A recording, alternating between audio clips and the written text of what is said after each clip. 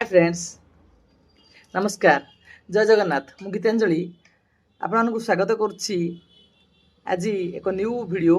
जोटा कि बर्तमान चली 11/11 पोर्टाल माने नवेम्बर मास 11 तारीख।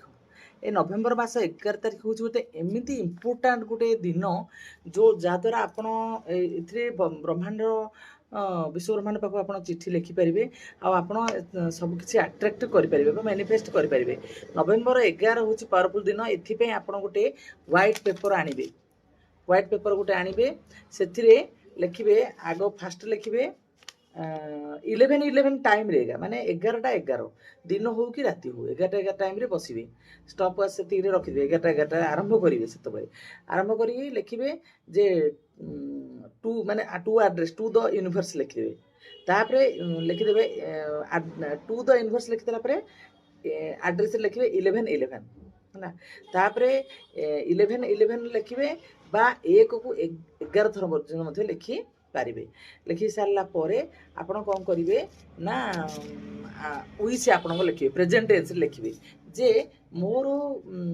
माने जहाँ विश आपणकर इच्छा अच्छी मोर से विशटा पूरण हो जाए लिखे से जहाँ आप चाहते सेटा पूरण हो जाए लिखिक 11 थर लिखे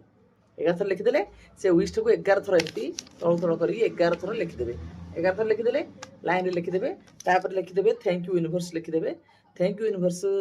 लिखिदेला